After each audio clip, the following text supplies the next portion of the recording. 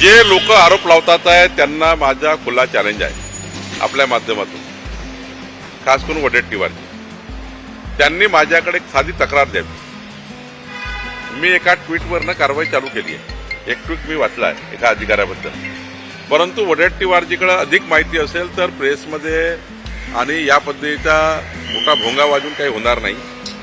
त्यांना जर खरी चौकशी पाहिजे तर तपास माध्यमांना किंवा सरकारला किंवा मुख्यमंत्र्यांना त्यांनी कळवलं पाहिजे। कुठले अधिकारी यामध्ये इन्व्हॉल्व आहेत त्यांचा पर्दाफाश केला पाहिजे, त्यावर सरकार गंभीरपणे काम करेल, कारवाई करेल। पण नुसता मीडियामध्ये बाईट द्यायचा, मीडियामध्ये प्रसिद्धी मिळवायचा असा उद्योग करू नये। खरातचा प्रकरण सेन्सिटिव्ह आहे, आपल्या कुठल्याही बोलण्या चालण्याने इन्क्वायरीवर दबाव येऊ नये, चौकशी यंत्रणावर दबाव येऊ नये याची काळजी वडेट्टीवारने घेतली पाहिजे।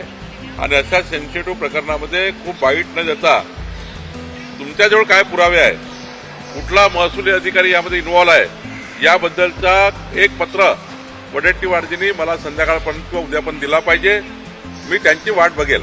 फॅमिली शेअरिंग पर्यंत नाही, मला वाटतं असं वाईट बोलून काही फायदा नाही कुणा अधिकाऱ्याबद्दल। कुठल्याही अधिकाऱ्यांचा त्या ठिकाणी त्यांच्या परिवाराबद्दल असा बोलून चांगला नाही, त्यांच्याबद्दलची विश्वासार्हता घरामध्ये कुटुंबामध्ये खराब करणं योग्य नाही। वडेट्टीवारनी जे काही असेल तर गोपनीय माहिती सरकारकडे दिली पाहिजे। अशा पद्धतीचा आरोप लावून वडेट्टीवारनी प्रशासनाच्या एकंदरीत विश्वासार्हतेबद्दल या ठिकाणी असे उद्योग करू नये। मोहित कंबोजांच्या मुलीच्या बर्थडेला मुख्यमंत्री गेले, उद्धव ठाकरे गेले, अनेक मोठे नेते एकत्र गेले, काय फरक पडला? असं आहे, मोहित कंबोजी यांचे सर्वांशी संबंध आहे, पारिवारिक कार्यक्रमात सर्वच जातात आणि मी जाणार होतो काल, पण मला विमान नाही मिळालं। त्यामुळं मोहित कंबोजीचे जे काही उद्योगपती म्हणून रिलेशन आहे सर्वांची रिलेशन आहे। माननीय अडाणीजी असतील, माननीय अंबानीजी असतील, हे लोकांकडे आपण जातो। एखाद्या छोट्या कार्यकर्त्याकडे गेलं तर काय बिघडलं? जवळीक तर कुठेतरी तयार होत नाही असं काही? कशाला जेवढी काय याच्यामध्ये? तुमच्याकडे वाढदिवसाला आलं तर जेवढी तयार होतो का? पारिवारिक संबंध तयार होतात, पारिवारिक संबंध आहेत, पारिवारिक संबंधातनं कोणी कोणाकडे जातं याचा अर्थ राजकारणाचा दूर दूर संबंध नाही राहत। तुम्ही कार्यक्षम मंत्री म्हणून तुमच्याकडे पाहिलं जातं, ज्या पद्धतीनं महसूल अधिकाऱ्यांवर आरोप लागतात, तुम्ही स्वतःहून या सगळ्या प्रकरणाची दखल घेऊन नाव दिलं पाहिजे ना। माझं काय म्हणणं आहे, तक्रार द्या ना, त्यांच्याकडे काही अधिक पुरावे असतील तर दिले पाहिजे ना, आजच्याच कारवाई करू। पण पुरावे द्यायचे नाही, नुसत्या या ठिकाणी मीडियाच्या माध्यमातून आरोप करायचे। एक तरी पुरावा द्या ना, हा अधिकारी इन्व्हॉल्व आहे, आम्ही त्याची चौकशी करू। तसंही पोलीस इतकी सेन्सिटिव्ह चौकशी करतात आहे, त्यामध्ये अधिकारी सुटणार नाही, कोणी सुटणार नाही, पोलीस चौकशी करतायत। पण ऍडिशनल माहिती काही वडेट्टीवारजीकडे असेल तर आम्ही त्याची दखल घेऊ। रुपाली चाकणकर यांची चौकशी होण्याची शक्यता वर्तवली जाते। नाही, आता मी सांगतो ना, या प्रकरणामध्ये अधिक काही विचारू नका, हे प्रकरण सेन्सिटिव्ह आहे, पोलीस यंत्रणा याच्यावर तपास करताय, मीडियाने याच्यावर खूप काही त्या ठिकाणी अशा प्रश्न विचारून या यंत्रणाला डिस्टर्ब करणे योग्य नाही। यंत्रणा कुणाची चौकशी करायची त्यांना बोलवतील।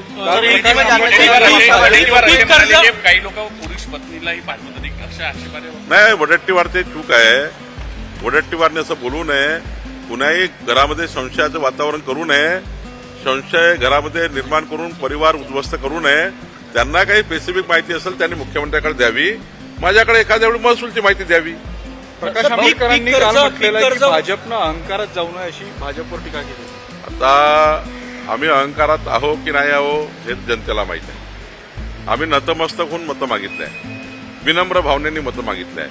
आम्ही कधी या ठिकाणी बिहारसारखी त्या ठिकाणी जे काही मागच्या काळामध्ये लालू प्रसाद यादवच्या काळात त्या ठिकाणी बूथ कॅप्चरिंग, आपल्या इंडी आघाडीच्या काळामध्ये त्या काळातले ज्या पद्धतीने इलेक्शन लढायचे, छिंदवाड्यामध्ये बघितलं असाल तुम्ही, कमलनाथच्या काळामध्ये इलेक्शन लढायचे ते लोक जसे बूथ कॅप्चरिंग करायचे, असं आमच्याकडे नाही आहे।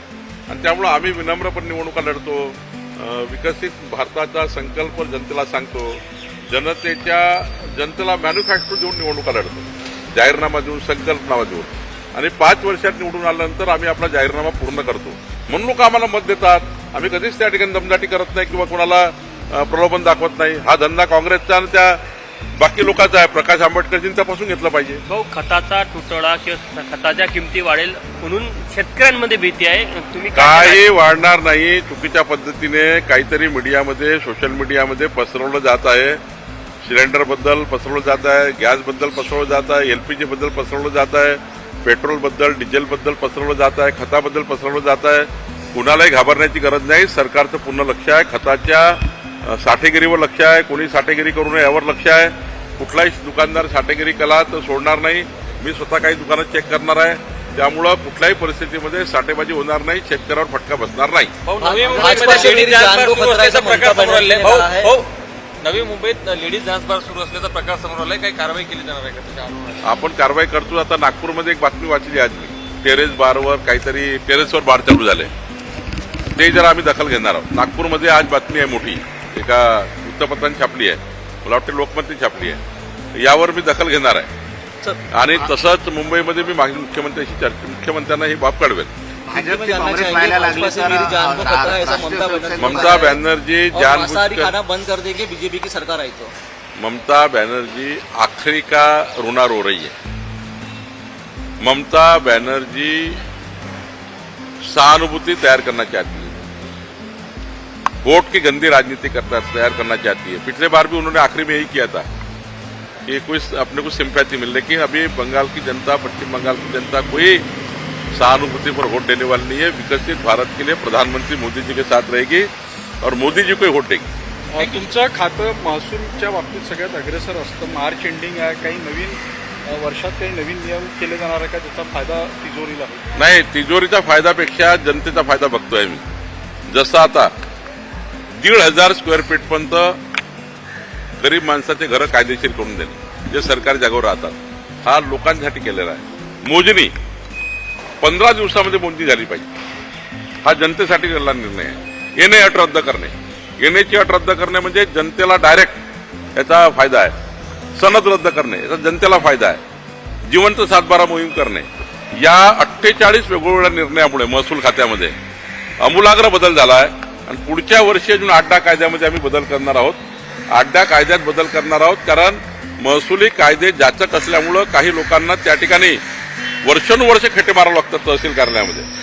जनतेला घरपोच, जसं मुंबई कलेक्टर अच्चल गोयल यांनी मुंबईच्या सर्व प्रॉपर्टी ऑनलाईन केलेल्या आहे.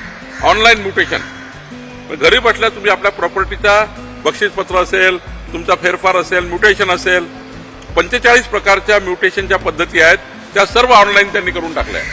ही पद्धती आहे. इज ऑफ डुईंग बिझनेस आम्ही करतोय. महसूलमध्ये तहसील कार्यालयात जायची गरज पडणार नाही. पुढच्या 3 वर्षामध्ये तहसील कार्यालयामध्ये नागरिक येऊ नये अशी परिस्थिती निर्माण करण्याचा प्रयत्न आम्ही करतोय. आणि त्याकरता या वर्षात अनेक संकल्प आम्ही केले आहेत. तुषार दोषी राज्यावर गेले, तुषार दोषींवरती आरोप झाले, त्यानंतर हा, मला त्याच्याबद्दल माहिती घ्यावी लागेल. अकोलामध्ये एमआयएम आणि काँग्रेस नगरसेवकामध्ये हाणामारी पाहायला मिळेल आणि त्यात चाकूने हल्ला करण्यात आता बघा, एमआयएमनी काँग्रेसच्या नाकात दम आणलाय. यापूर्वी त्यांचे मतं घेण्याकरता काँग्रेसला गोड वाटायचं, आता एमआयएम कडू वाटायला लागली आहे.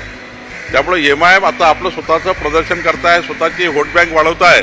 त्यामुळे काँग्रेसला आता ते पटण्यालायक नाही आहे, आणि म्हणून काँग्रेसचे लोक असे हल्ला करतात आहे. मुंबईमध्ये 500 फुटांपर्यंतच्या घराचा टॅक्स माफ केला जातो, नागपूरमध्ये का नाही असा प्रश्न विकास ठाकरेंनी विचारला होता. पालकमंत्री म्हणून तुम्ही काही महानगरपालिकेचं नाही, थोडा याच्यामध्ये आम्ही यापूर्वी घेतलेला निर्णय आहे. यापूर्वीच आम्ही मॅन्युफॅक्चर दिला होता, पण मधल्या काळामध्ये सरकारकडून काही परमिशन आली नाही त्याची. मधल्या काळात काही अडचणी आल्या, पण यामध्ये नक्की मी टाकणार आहे. मुंबईच्या धर्तीवर नागपुरात काय करता येईल हे बघणार आहे.